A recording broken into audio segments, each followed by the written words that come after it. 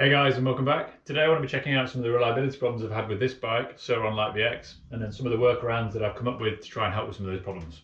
So let's check them out. So first up, in terms of issues I've had with reliability, is part of the wiring problems I've been having. So I had a couple of issues whereby the terminals, so this is the leads from the bike, and where they mount onto the battery, I had some issues with them melting. So as you can see on here, if you can see that in a good angle, the plastic's pretty beat up around there. So I did have it so that these terminals fuse themselves onto the battery. Now, a common cause for that is people not using the isolator switch when disconnecting or connecting the battery.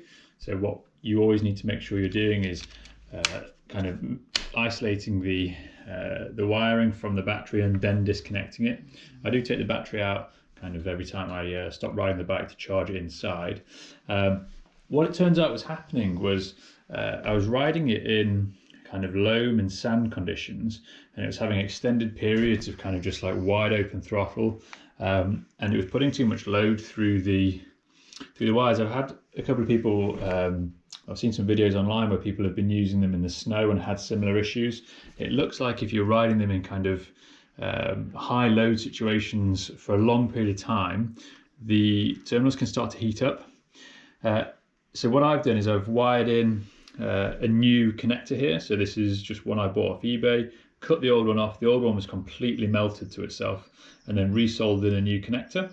And then luckily I managed to salvage this terminal. I do have another battery for the bike, but these terminals are not replaceable. I understand anyway, so I was kind of fortunate that I did manage to save that.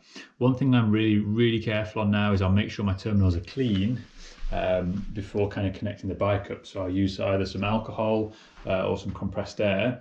I think one of the issues can be that if the terminals aren't quite tight in there, so making sure that the terminals in there are fitting snugly into the battery and there's no debris should help limit that kind of arcing effect and causing it to kind of weld itself there. Coupled with the fact that obviously make sure you turn your isolator off before you disconnect or connect your battery.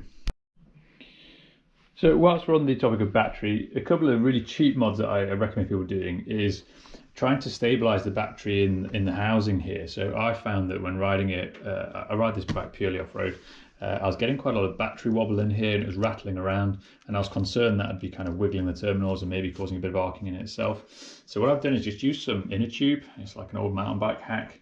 You can use inner tube for all sorts. So an old inner tube kind of cable tied in, and then I've also got some glue to the lid or whatever you call that bit to help hold the battery really secure. Now when the battery sits in there, it's a really snug fit, and we don't then have the battery kind of wobbling around. I'll show you that there. So the battery fits way more snugly in there now, and then when the hatch is closed, you have to put a little bit of force on it to get it to seat all the way down. So next up in terms of problems, I had a lot of issues with the primary belt drive on these. So the bikes are driven traditionally from a belt connector here, which is this part here, which connects directly to the motor and then gets geared down here via a belt to this, which then transfers the power to the other side, which goes to the chain and then obviously the wheel. Now what happened with my bike is I was snapping a belt kind of every month. So I got through 3 belts. Anybody who's replaced the belt on these, they're a bit of a pain. You have to take the whole rear triangle out. I should have swapped it to this chain drive sooner, but I kind of had the belts, so I thought I'd just keep using them. The reason the belts snap, so I've had some debate about this. People saying that the belts are really tough and it's a problem with the bike if you're snapping them. I don't know that that's the case. I was getting quite a lot of mud packing in here and then the belt slipping, and that was causing it to snap. And then a couple of times it was just shearing clean through the belt. It was normally when people were being a bit silly with it, trying to do burnouts and stuff like that, or seat bouncing jumps and things. And yes, it is a real pain. Anybody who swapped these knows that video on YouTube of how to swap it. The music in the background is ingrained in my brain from that, unfortunately. So I've got a a chain drive from Stag. The main complaint people have about these is that they're a little bit louder than the belts. For me, it's not an issue at all. I've had no problems with that. It handles all the abuse you can throw at it. It is a little bit louder when you're riding along, but yeah, I mean, compared to like a dirt bike, it's nothing. So yeah, I thoroughly recommend people do these. I think they're about 80 quid. I paid around about 80 quid, but the belts aren't that cheap. I think they're between 15 and 30 quid for a belt, but the time to replace them is annoying. So yeah, I would 100% recommend getting one of those. With terms of reliability, the only other problem I've had with the bike is they tend not to like getting really wet. I was chatting to a guy who's big into modifying these, and he said that really they need stripping down, and all the connectors need waterproofing properly if you're going to ride them in the wet. I did have one instance where I was out with friends. They'd never ridden any dirt bikes or anything, so we went out on this, but it was raining, and one of my friends took it. He was in big puddles. It just cut off and wouldn't move at all. I ended up having to take it home, put it under the heater, dry it all out. After that, it was fine, but there's obviously an issue with waterproofing somewhere. Water got somewhere it shouldn't have got. So yeah, if you were planning on riding it in the dirt, in the rain, then I guess maybe stripping it down and waterproofing some of those connectors.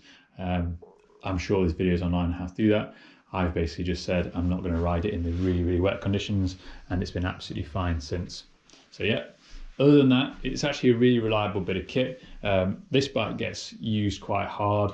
I do kind of abuse it a little bit, and it's so far, apart from the things I've mentioned, it has been really reliable. It gets beat up, but the screen on mine's cracked. As I said, the battery gets pretty hammered, but it's it's running good. So last up, problems wise, a really minor one. I have had a couple of issues with the grips kind of rotating on me. These are just kind of slip on like BMX style grips. So I've just basically, you can use the old hairspray hack, or I've used a bit of contact adhesive, took it off, put some contact adhesive on, slipped it back on again, and it's absolutely fine since then. You can swap them out for like lock-ons or whatever you want, but I just try and keep this into like a fun budget-y type build. And so yeah, bit of contact adhesive or hairspray and you should be no bother.